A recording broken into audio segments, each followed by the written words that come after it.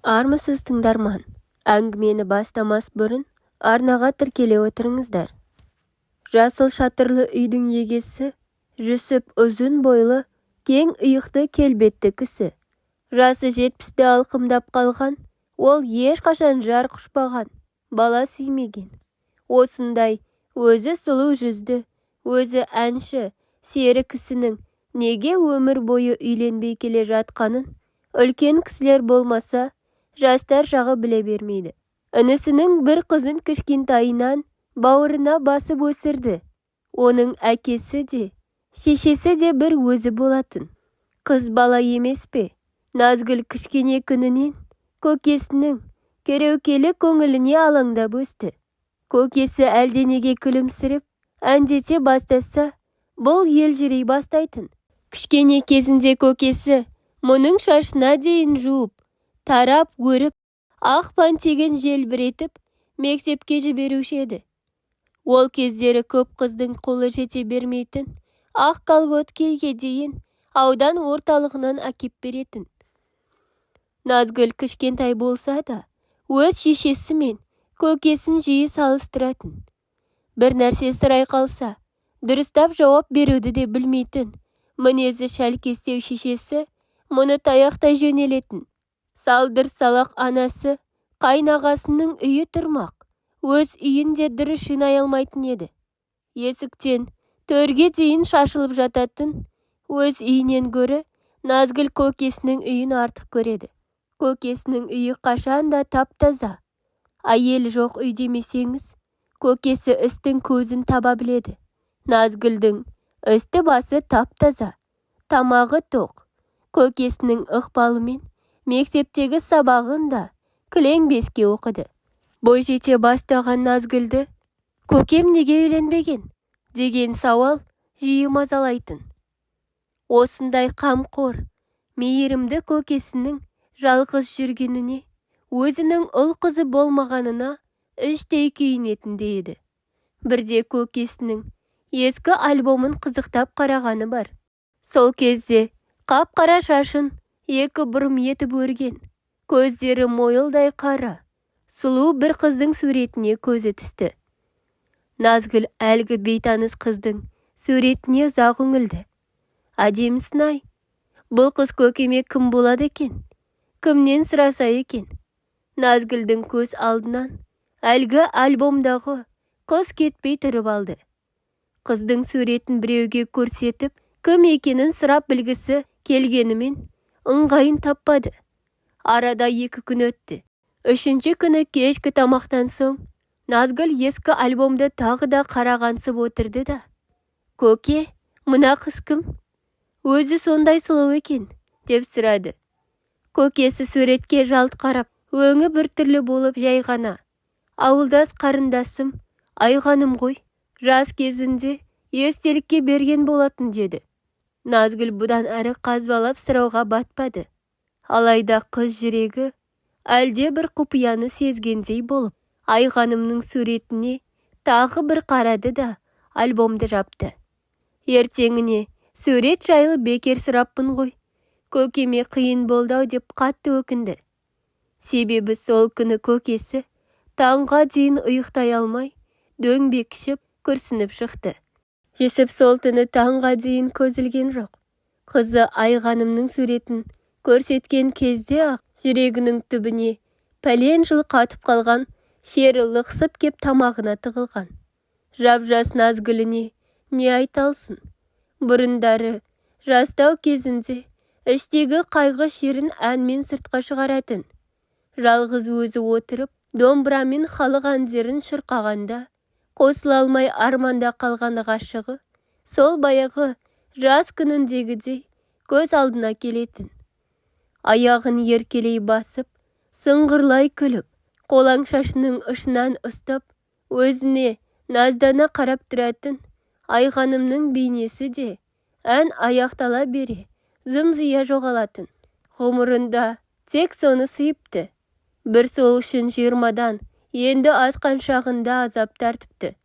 Өкініш өзегін өртегенімен, жастық шағы қайта келе ме? Қайта оралса, әкесі мен анасының сөзіне құлақ асып, ал деген баршының алып, ұл-қыз сүйіп отырар ма еді? Адамның тағдыры анасының құрсағында жатқанда-ақ жазылып қойса, мұның әйелсіз ұрпақ сүймей өтуі пешенесіне жазылғаны да. Құдай басқа не салды? Бұл көнді. Көнбегенде қайда барады? Талай рет елден жыраққа, көз көрмес құлақ естімес жаққа кетіп қалғысы келген. Жүрегі құрғыр, айғанымды қимайтын. Оның аман саулығын біліп, сырттай болса да көріп жүргісі келді. Оның үстіне інісін де жалғыз қалдырғысы келмейтін. Анасы қайтқалы, үлкен үйдің берекесі кеткендей болды. Үй уақытылы жиналмай, кір апталап жуылмай үйіліп жатады. Бейшара анасы осы келіннің жаман қылықтарын жасырып келген екен-ау.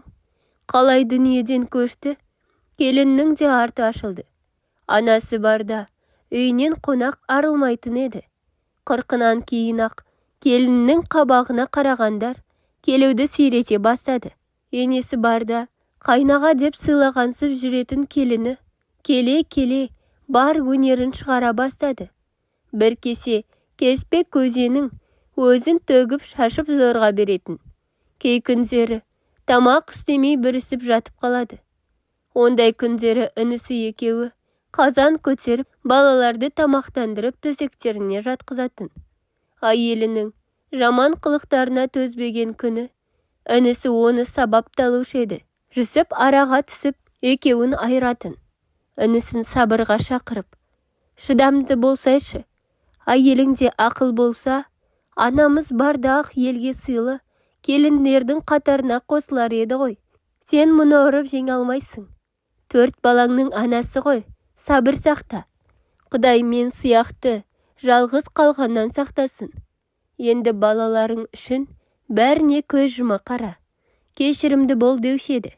Інісіне ақыл айтқанымен, өзі туған үйіне, анасының жылына дейін шыдады. Соқа басының сыйып жүргені тек анасының арқасы екен. Қабағы кіржиіп ашуланса, балаларын таяқтың астына алатын, келінімен алыстан сыйласпаса болмайтынын анық түсінген соң бөлек шыққысы келді.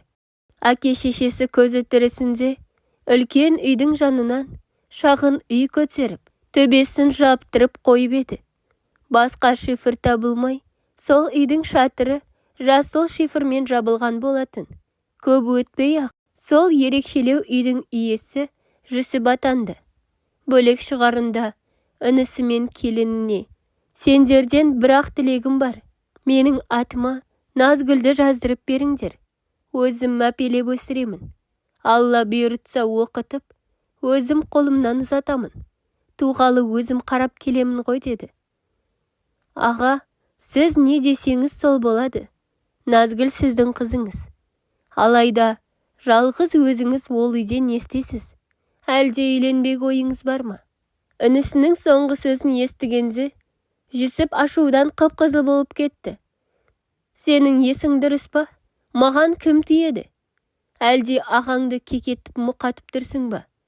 Басқа білмесе де, менің жағдайымды жалғыз бауырым сен білуші едің ғой.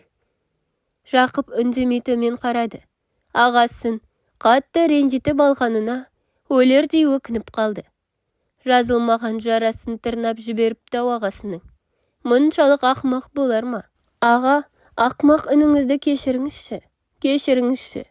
Осы кезде есік ашылып, кішкентай Назгүл томпаңдап ішке кіріп: көке, жүріңіз, далаға шығайықшы, мені атқа мінгізіңізші деді. Жүсіп Назгүлді тік көтеріп алған күйі сыртқа беттеді. Інісіне бұрылып та қарамады. Сол күні ол өзі мен Назгүлдің бар киімін, кейбір аса қажетті заттарды алды да бөлек шығып кетті. Екі үйдің ортасын тек ағаш шарбақ бөліп тұр. Назгүл екі үйдің еркесі, екі ортада ойнап жүреді. Бірақ көкемнің қызымын деп, Жүсіптің жүрегін жібітіп, одан бір елі ажырамайтын болды. Жұрт та қызық қой. Жүсіптің жалғыз өзінің бөлек шығып кеткенін біраз әңгіме етіп, сан-саққа жүгірте бастады. Жүсіп бөлек шыққан күннен ертеңінде-ақ ауылдың сөзге үйір әйелдері Бұл бекер емес. Оңаша үйде жалғыз еркек не істемек? Оның тамағын кім істейді? Кірін кім жуады? Күйеуі қайтыс болған, жібекпен байланысы бар-ау. Анау күні атар басымен оның үйіне шөп әкеп бергенін біреулер көріпті. Енді жібекте Жүсіптің үйін тазалап, тамағын істеп тұратын шығартып, сырттай тонпішті. Біраз уақытқа дейін аңдығандары Жүсіптің үйі болды. Тіпті бір нәрсе сырағансып, үйіне кіріп шыққандары да бар. Ертесіне ақ Жүсіптің үйі туралы әңгіме ауыл ішінде желдей тарады. Ойбай, несін айтасыңдар? Жүсіптің үйіне Гүлсім барса, тамақты өзі істеп жатыр екен. Үйінің іші тап-таза дейді. Ыдыс аяғына дейін жалтырап тұр екен. Әйелі жоқ үйге мүлдем ұқсамайтын көрінеді.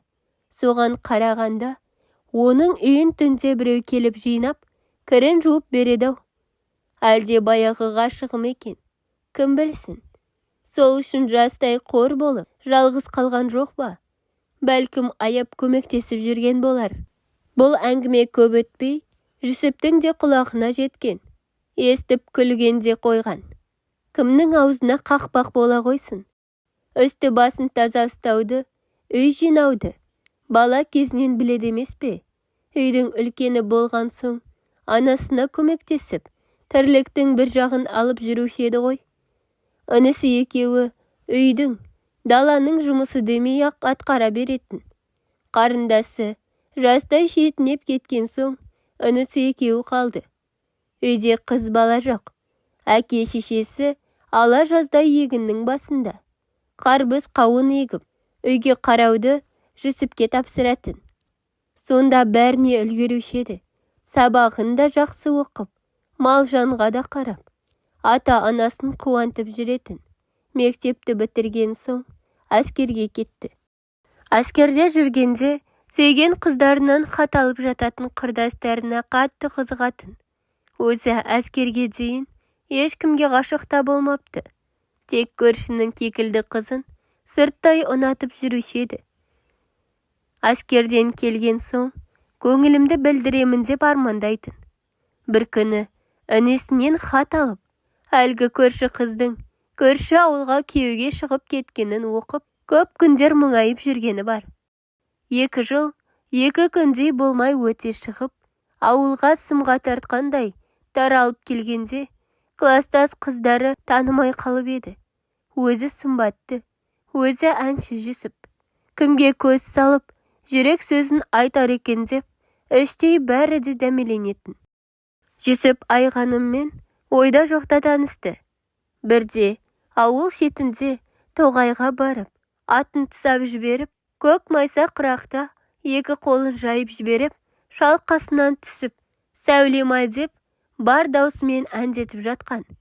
Бір кезде дәл төбесінен төніп тұрған жап-жас сұлу қызды көріп, орнынан тұра алмай, тыпырлады да қалды. Зорға дегенде оң қолымен жерді қармап тұрды. Дәл жанына бұрын көрмеген бейтаныс бейне, қарақат көзі жәудіреп тұр. Жүсіп тілін жұтып қойғандай болып, жас сұлудың жүзіне қарап көп тұрды. Жүсіп әлі де қарап тұра берер меді? Үнсіздікті қыздың сыңғырлай шыққан дауысы бұзды. Әкемнің атын іздеп жүредім. Шідерін үзіп кетіпті. Көзіңізге түспеді ме? Жоқ, жоқ деді Жүсіп, тұтықпасы бар адамға ұқсап, зорға сөйлеп. Ол өз жүрегінің торға түскен торғайдай тыпырлап тұрғанын анық сезді. Есіл дерті, мына тоғайға ешқашан көрмеген сұлу перизаттың қайдан келе қалғанын білу. Бір кезде батылданып қызға: менің есімім Жүсіп, мына ауылдың баласымын. Әскерден жақында келдім. Сен қайда тұрасың? Біздің ауылдан бұрын көрмеген сияқтымын деді. Мен мына бөлімшеде тұрамын. Есімім Айғаным. Басқа ауылдан көшіп келгенбіз. Әкемнің жұмысына байланысты малдарымыз жерсінбей жүрме, жиі жоғала беретін болды. Жарайды, әкемнің атын табуым керек тезірек деген қыз кетуге ыңғайланды. Жүсіптің қызды жібергісі жоқ. Жүр, бірге қарайық. тоған жақта жүрген болар деп жол бастай жөнелді. Айтса айтқандай, дәу төбел ат тоған жақта жайылып жүр екен. Айғаным бұған рахметін айтып, атын жетелеп үйіне қайтты. Жүсіп біраз жерге дейін еріп барды. Ойы қыздың үйінің қай маңайда екенін көру еді. Қыздың аппақ ашық маңдайы, қос өрім етіп өрген ұзын шашы, әсіресе жәудірей қараған, мөлдір қара көздері Жүсіптің есінен күндіз-түні шықпайтын болды. Түнге қарай қызды әке-шешесі үйінен шығармайтынын біледі. Өзі бір үйдің әлпештеген жалғыз қызы екен.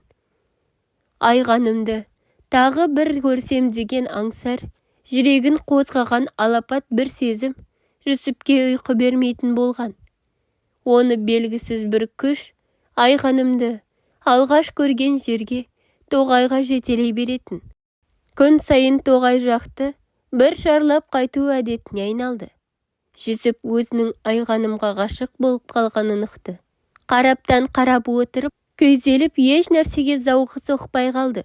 Есіл дерті Айғанымды бір көріп тілдесу. Бұл кезде жас қызды да махаббат жалыны шарпып жатқан еді. Көз алдынан көгалда шалқасынан жатып ән айтып жатқан Жүсіп кетпей қалған. Өзі сымбатты, өзі әнші жігітті ұнатып қалғанын сол күні ақ сезген. Қайта көрсем ғой, тілдессем ғой деген ой Айғанымға маза бермейтін. Екі жастың тілеуі арада бір апта өткенде орындалғандай еді. Тағы да сол әкесінің аты шідерін үзіп Тоғайға қашып кетіпті. Аттың жоқ екенін көргенде Айғаным қатты қуанды. Жүрегі дүрсілдей соғып, атты іздеген болып, Тоғайдың ішіне ене берген. Ол бүгін Жүсіпті көретініне сенімді болатын. Ал Жүсіп болса, дәл сол күні боз торғайдың шырылымен бірге оянған еді. Көзін ашқаны сол, Айғанымның бейнесі келіп тұра қалды. Ойша қызбен тілдесіп, төсегінде бір сағаттай жатқан. Қиялын еткен жері Айғанымды келін етіп үйіне түсіргенін, апасының қолына кәмпит ұстап жүгіріп қуанып жүргенін, достарының келіншегінің сұлу жүзіне таң қала қарап қалғанына дейін көз алдына елестете бастады. Апасы таңғы шайға шақырғанда Жүсіп қиялымен ат үстіндегі Айғанымды қуып жетіп, бетінен сүймекке ұмтылып бара жатыр еді. Таңғы шай үстінде әкесі бұған соңғы уақытта шаруаға қырсыз болып жүргенін ескертті.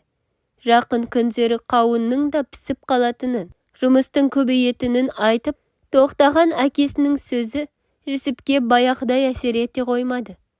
Ол әлі Айғанымды ойлап отыр еді.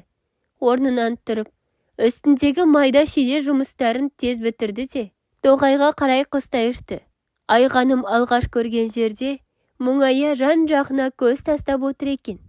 Екі ғашық көзбен ұғысты. Тоғайда кездескен екеуі бір-біріне ұзақ қарап тұрып қалды. Бұл жолы Жүсіп батылдық танытып, өзінің ғашықтық халін жеткізді. Айғанымға ынтызар екенін, қыз қаласа өмірлік жар ететінін ұқтырды. Айғаным ұялып, қызара төмен қарады. Тек сүйріктей саусақтарымен шынар ағашын сипалай берген. Жүсіп қыздың қолының үстіне қолын қойып, сөзім сөз, сертім серт Айғаным, сенен өзгені жар етпеймін деді. Қыз жігіттің көзіне тік қарады. Шын жүрегіммен айтып тұрғаныма сенді. Кенет өзінің жоқ іздеп жүргені есіне түсіп, Тоған жаққа жүгіре жөнелді. Айғаным атын тапса да, Тоғайдан кеткісі келмей, Жүсіпті қимай көп тұрды. Екі жас ертең кездесетін болып, уәделесіп тараған. Ертесінде Айғаным да Жүсіп те Тоғайға ат мініп келді. Екеуінің ойы ел көзіне түспей алысқа барып сырласу. Жүрегі жалындаған екі жасқа құстың сайрағаны да, жапырақтың сыбдыр қаққаны да, судың сылдырай аққаны да қуаныш. Ғашығының сыңғырлай шыққан үніне елтіген Жүсіпте еш жоқ. Дәл сол кезде Айғаным жердің шетіне кетейік десек те, еріп кетуге даяр еді. Бір кезде Анамыз деп қалар деген айғаным кетуге ыңғайланды. Жүсіптің ойы қыздың аппақ бетінен бір өбу. Ақыры шыдамай, бұрыла берген айғанымның бетінен бір сүйіп алды. Қып-қызыл болып ұялып кеткен қыз бетін алақанымен сипалап тұрды да, есіне әлдене түскендей: «Осы сіздің руыңыз қандай?» деді. «Менің руым», шалқып отырған Жүсіп өз руын мақтанышпен әндете созып айтты. Ал айғанымның көзі шарасынан шығардай болып: «Сіз маған аға болады екенсіз ғой, аға», деп кейін шегіне берді. Ғашықтық Жүсіптің есін алды. Айғанымның өз руласы екенін білсе де, одан бас тарта алмады. Оған деген сезімі күннен күнге өршіп, жанына жай таптырмай қойды. Айғанымға біз әлде қашан 7 ата түгілі 14 атадан асып кеткен екенбіз. Көрде тұр, әкемді көндіремін. Сенің әкеңнің алдынан өтеді.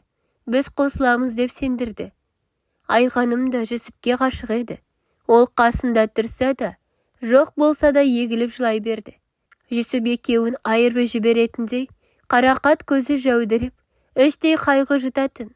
Көп кешікпей-ақ екі ғашықтың тоғайда оңаша кездесіп жүргенін естіген айғанымның ағалары Жүсіпке: «Қарындасымыздан аулақ жүр, әйтпесе мерт боласың», деп ескертті. Жүсіптің әке-шешесінің ол кезде көзі тірі. Ұлының рулас қызбен кездесіп жүргенін естіген күні-ақ әкесі егіс басынан түтігіп жеткен болатын. Есіктен кірген бойда-ақ алаңсыз отырған Жүсіптің жон арқасынан қамшымен тартып жіберіп: «Иттің ғана баласы, сен не білдіріп жүрсің? Қыз қырып қалғандай, рулас қарындасыңа қырындап жүргенің қалай? Тоқтат жүрісіңді, мені елге қара бет етейін демесең. Біздің ру бір-бірімен ешқашан қыз алыспайды. Осымен сөз бітті. Жоғалт көзіңді», деген әкесі. Жүсіп әкесін жақсы білемін деуші еді. Әкесінің қатты ашуланғанын, қаһарланып кеткенін көргені осы. Әкесіне еш сөз қайтара алмай, жүрегі өртене үйінен шықты. Анасы сыртта жылап тұр екен. Мұны көріп: «Баламай, бір нәрсеге ұрынып қалмашы, ұмытшы ол қызды. Қыз көп қой, анау Дүйсен көкеңнің қызы баршында бой жетіп отыр. Әп әдемі, мақұл десең құда түсейік», деп бауырына басты. «Апау, мені түсінші, маған айғанымнан басқа ешкім керек емес. 7 атадан кейін қыз алысуға болады екен ғой. Мен сұрастырып білдім, боз бие сояды екен. Ал біз тіпті 14 атадан әлде қашан асып кетіппіз. Бізге үйленуге рұқсат берсін. Айтшы әкеме». «Айғанымның әкесіне барсын», деді Жүсіп. «Бос сөзді қой, айғанымды ала алмайсың. Енді ашуына тие берсең, әкең сені ұрып өлтіріп қояды. Болмаса ел арасы бүлінеді. Бізді жерге қаратпа балам. Айғаным да бір үйдің бетіне қараған жалғыз қыз екен. Сүйекке таңба түсіресіңдер. Қанша жақсы көрсеңдер де, ақылға келіңдер», деп анасы Жүсіпті алған бетінен қайтармаққа бекінді. Не керек сол түні әке-шешесі ұлдарын ортаға алып уәдесін алды. «Қойдым, ұмытамын айғанымды. Тек ертең соңғы рет оған жолығып бәрін түсіндірейін. Мені кінәламасын», деді Жүсіп. Айғанымды соңғы рет көріп, қоштасамын деген Жүсіп одан бас тарта алмады. Ғашықтық дертіне шалдыққан екі жас тоғайда кездесіп, бірге қашып кетпекші болып жоспар құрды. Бұл хабар айғанымның әкесінің інілеріне де жетеді. Ашу ыза кернеген олар екі ғашықты күшпен айырады да, Жүсіпті бас көз демей тепкінің астына алды. «Әсіресе сені желпілдетіп жүрген мына жерің ғой. Бір жола сағыңды сындырайық», деп әбден құтырып, көздері қанталаған жігіттер екі жұмыртқасын езіп тастайды. Жүсіп есін ауруханада бірақ жинаған. Қайта-қайта операция жасалынып, өзі әупірімдеп зорға тірі қалған еді-ау. Кейіннен дәрігерлер болған жайды айтып, өкініш білдірді.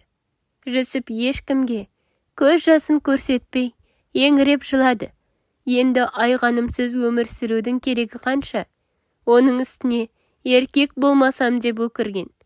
Уақыт ұлы емші екен. Содан бері қаншама жыл өтті.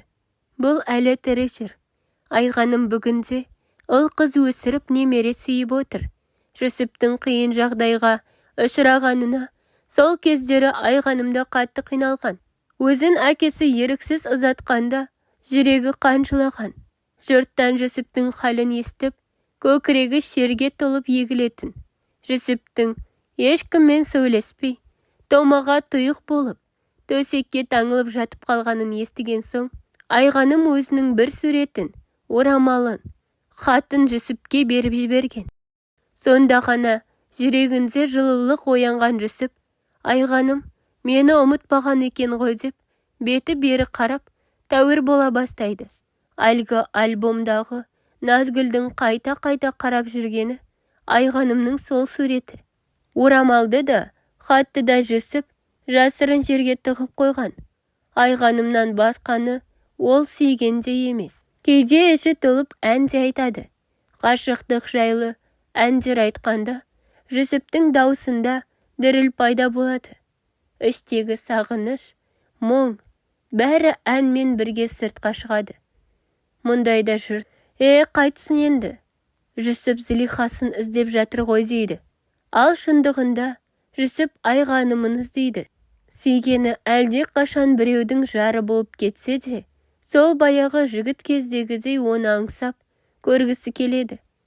Бірақ Жүсіп қанша қиналса да, Айғаным бар жерге аяқ басқан емес. Хабарын тек сыртта естиді. Қайғысына күйінеді, қуанышқа сүйінеді. Жас кезде мұншалық білінбеген екен. Жасына жас қосылған сайын, өзінің рулас қарындасына ғашық болғаны, сол үшін сүйегіне таңба түсіп, таяқ жегені жанын жегідей жейтін болды. Өзі де ел ағасы жасқа келсе де, үлкендер отырған жерге батып, сөз айта алмай, шегіншектей беретін. Соңғы уақытта ауылдың үлкендері Жүсіптің жастық жағында жіберген қателігін бетіне баспай, жалғыз қалған еркектің өміріне аяушылықпен қарайтын. Ол отырған жерде баяғы әңгімелерді қозғамайтын. Жүсіп сонда да өзін қойырға жер таппай кетуші еді. Содан болар, көбіне үйден шыққысы келмей, шақырған жерге де сирек барып жүрді. Жүсіптің осылай қиналып жүргенін Айғанымның қарт әкесі де көретін. Жүсіптің өмір бойы қызын ғана сүйіп, жалғыз қалғаны жанына да батушы еді. Қайтыс боларының алдында қарт көп ойланды. Құпияны ашқан жөн бе, жоқ па? Көп ойланған қария Жүсіпті шақыртқан. Айғанымның әкесі нашарлап, дем жетпей қиналып жатыр екен. Мұны көргенде тамағы қарлығып, үзіп-үзіп зорға сөйледі. Жақын отыр шырағым. Ажал алқымыңнан алғанда, пенде байғұс біреуге жасаған қиянатын ойлап, аласырады екен. Біз де саған қиянат жасадық, өміріңді өксеттік. Шындықты сол кезде айтқанда, сен Айғанымға қосылар едің. Себебі Айғаным сенің рулас қарындасың емес. Ол менің қарындасымның қызы.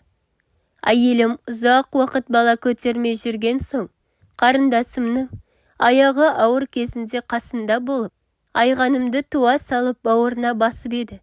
Бұл құпияны әйелім екеуміз және Айғанымның әке-шешесі 4 ағадан біліп едік. Елден көшіп кетіп, осында қоныс аударып келген себебіміз де сол еді. Сен қызыма ынтызар болғанда, балалық қой, әлі-ақ ұмытып кетер деп едім. Ақыры мынадай жағдайға душар болдық. Енді өлер шағымда екеуіңді қоспағаныма өкініп барамын. Кеш мені қарағым. Қарттың даусы үзіліп кеткендей болды. Кештім ата, кештім деген Жүсіптің даусы тарғылданып шықты. Іші алай-дүлей өртеніп жатқандай. Сыртқа шығып, ақ деп күрсінгенде көкірегі қас айырылғандай болды. Ащы өкініш өзегін өртеп, тоғайға қарай жүгірді. Арада 40 жыл өтсе де, Айғаныммен кездескен жерін ұмытқан емес. Тура сол жерге барып, ағыл-тегіл жылады. Жасым келгенде, қарындасыма ғашық болған қарабет болып, еңсемді көтере алмай жүредім. Бүгінгі естігенім өтірік пе, шын ба? Қарындасым болмасаң, қосылуымызға да болады екен-ау. Бізді айырған, мені мәңгілік мүгедек еткен адамдарға не дейін? Лағнет айтайын ба? Осылай деген Жүсіп теңселіп кетті. Ол үйіне қас қарая бірақ қайтты. Ауылға жақындай бергенде, ой бауырымдаған азалы дауысты естіді. Айғанымның әкесі Бақиға аттанған екен-ау. Қой барып көңіл айтайын деген Жүсіп, қаралы үйге бармаққа кері бұрылды. Оның бар ойы Айғанымды көру еді.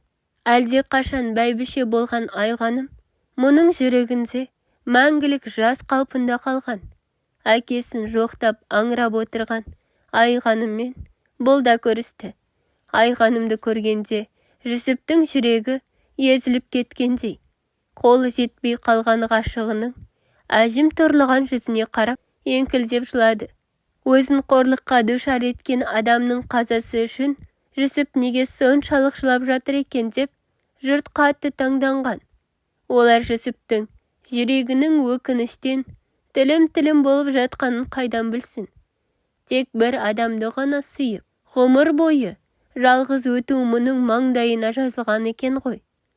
Жұрт не десе де, ақ босағасын Айғаным аттамағаннан кейін басқа адамға бұл үйде орын жоқ.